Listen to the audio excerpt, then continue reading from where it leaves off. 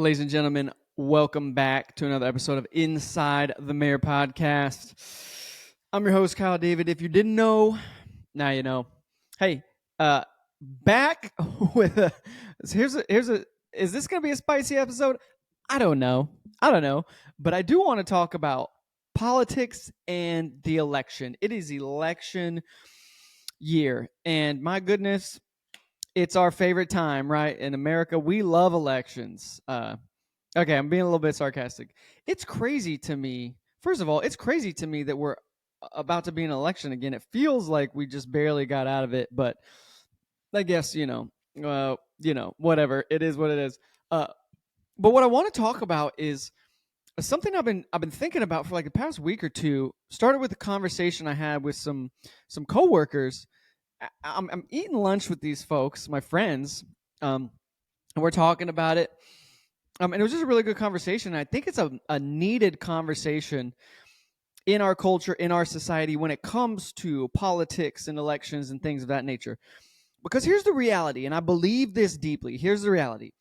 We all mostly want the same thing, right? Like, most of us want a government that looks out for us, a money system that's secure, just laws, freedom of speech and religion, and the ability to protect our families and live a good, happy, healthy, thriving life, right? Like, most of us, 99.9% of us would say, yeah, I want those things, right?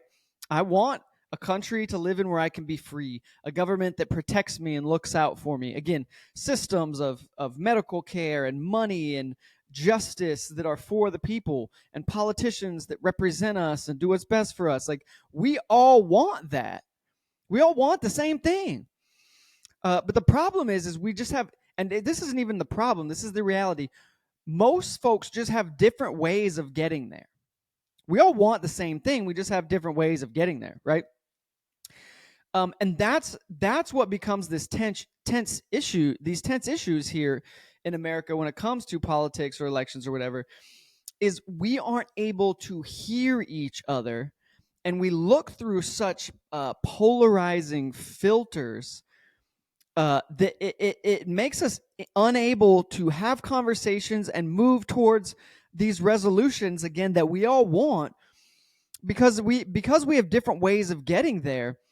We act out of anger and we're hostile to people that have a different way of getting to the end result, when really we have to work together, right? Like, there's going to have to be concessions and conversations, but ultimately, if we all want the same thing, we have to be able to have conversations and communicate. Because the problem is with the division that we're facing in America and have been facing is we can't have conversations, which means we never get resolutions, right? We can't have conversations, so we don't get resolutions. We don't have outcomes that we want because we can't have conversations. And because we can't have conversations, we're never able to get to the end result. And it's left up to folks in Washington, in the political systems, in all the systems that at the end of the day actually don't have our best interests in mind. But as we are down here fighting and bickering and not being able to hear or communicate, they get to make all the decisions for us, right? They get to make all the decisions for us. So we are circumventing our own power and our own voices by focusing on yelling and screaming and all the disagreements versus being like, hey, look, let me hear what you have to say, right? Like, I think we want the same thing. I think we have different ways of going about it, but let's talk. Let's listen, right? It starts with us holding ourselves to a higher standard in how we approach and communicate with people we disagree with, right? Like, because again, at the end of the day, we live in a country where we currently do have freedom of speech, which means that the people you disagree with, whether you like it or not, they get to say whatever they want to say. Like, they get to speak their mind. You don't have to agree with them, but you need to respect their ability, and they need to respect your ability to be able to say whatever they want, and you get to say whatever you want. We have to have dialogue, right? So we have to hold ourselves to a higher standard. If we all do want a country where we can speak freely and move freely and do things as we want, we have to protect that. we have to respect that right. If we want it, we have to act like we want it. Because what happens is we act like we don't want freedom of speech. We want to silence the people that we disagree with, right? But that goes against what you actually want. You want to be able to voice your opinion and be heard. Then you have to let others do the same thing, right? So again, at the end of the day, like what we need to do, especially as this year, there's going to be division. The elections coming up, politics are going to be all over. The propaganda machines are going to be pumping. We have to first start with listening and understanding other people, right? It starts with listening and understanding other people. It's and what you didn't hear me say is agreeing, listening and understanding, right? Like, because again, if at the end of the day, if we all want the same thing, just listen to the people that you think you disagree with and understand what they actually are saying, understand where they're coming from, understand what they want, right?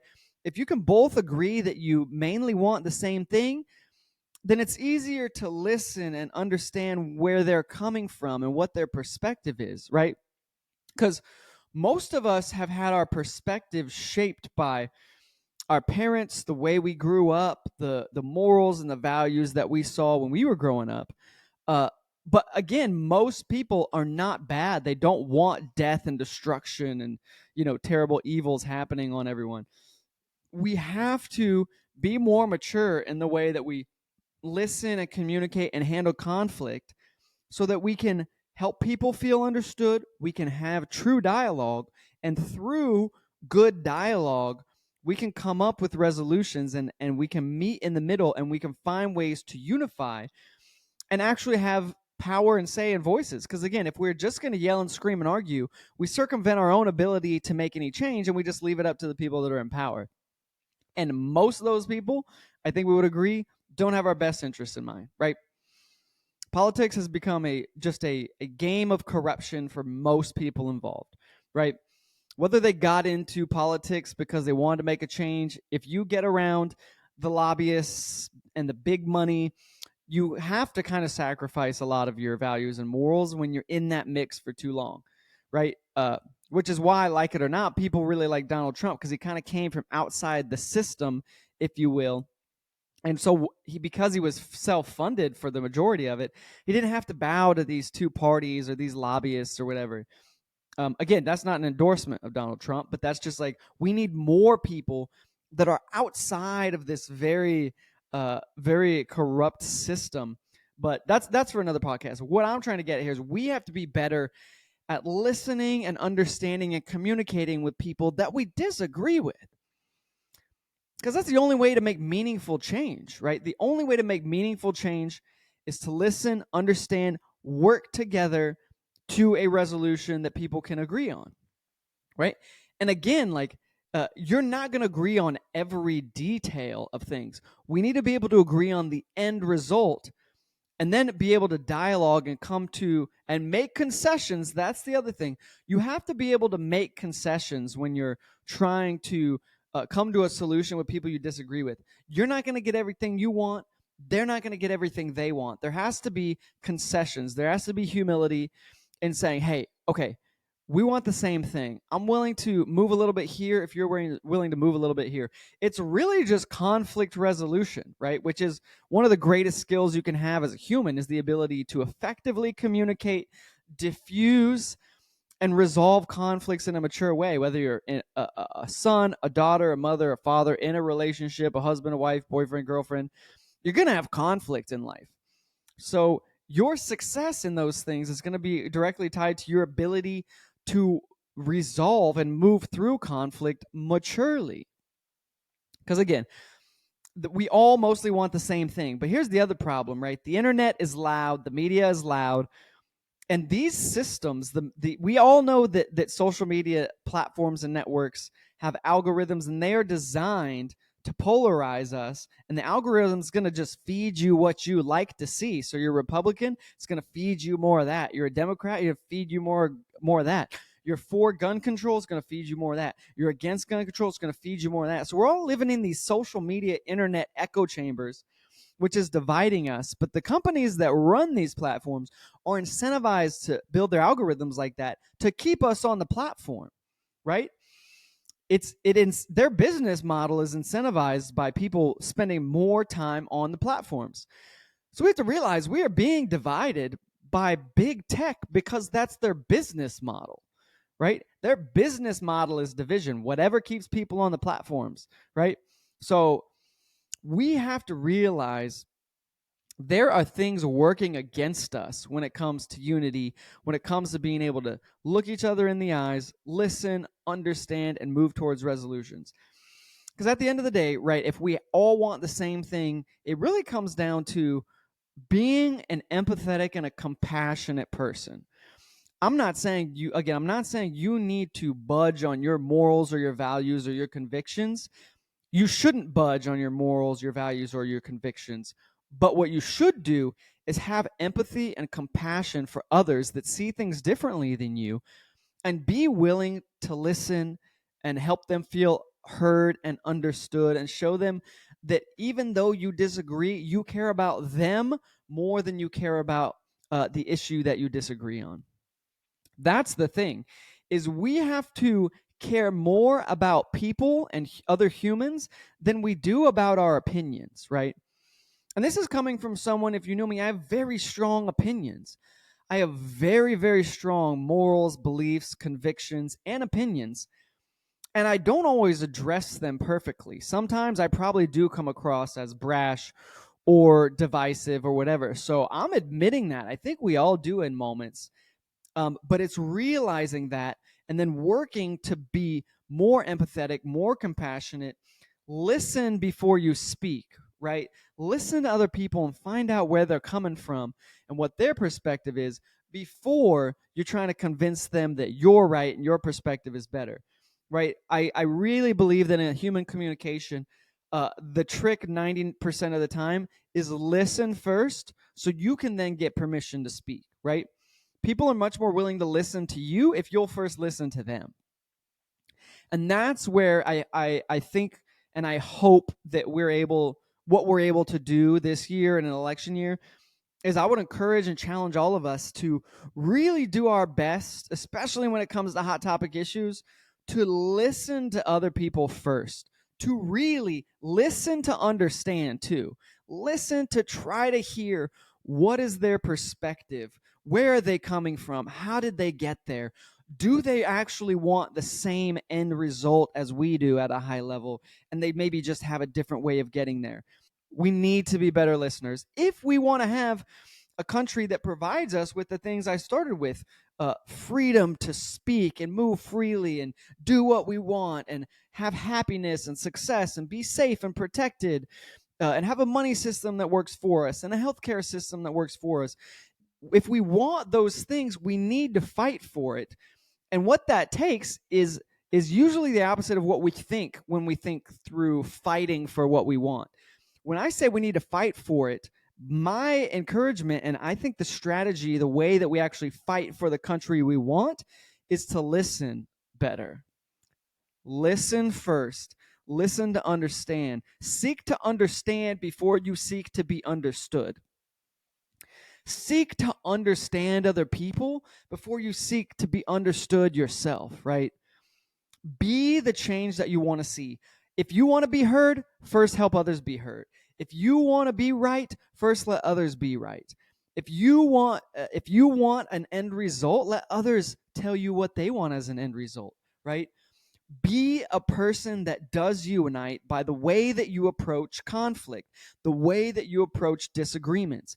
Be a person that others will be heard by, understood by, and then let you speak, and let your approach to disagreements and to conflict be something that others can replicate, right? The best way we can teach others to handle conflict more maturely, to communicate more effectively, is to show them, not to tell them. That's the problem that we have in this country, is we don't want to tell people what to do or how to think or I mean XYZ. We want to tell other people what they should be doing instead of just show them a better way, right?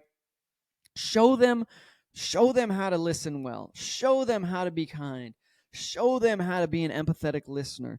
Show them that you care. At the end of the day, all of the things I said the past 15 minutes boils down to Show other people you actually care about them. Show them you care about them.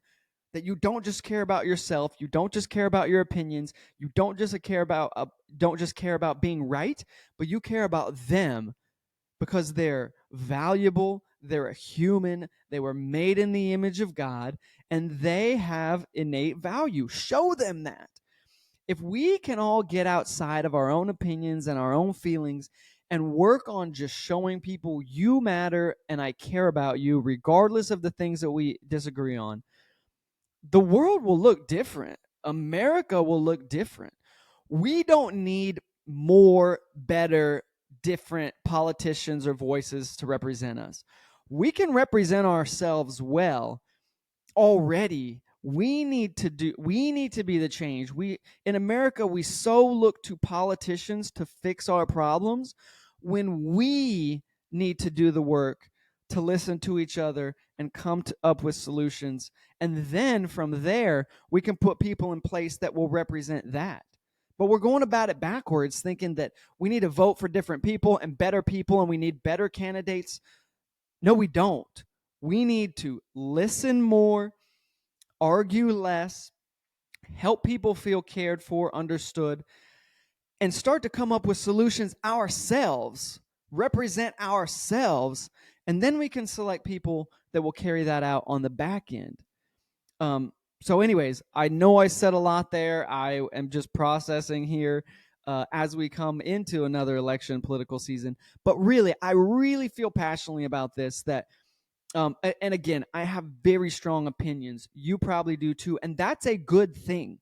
We should be convicted about what we think is best for people, because the reason we're passionate, the reason we feel convicted about things is because we believe that they're best, right? People don't feel convicted and passionate about things they don't believe are good, right?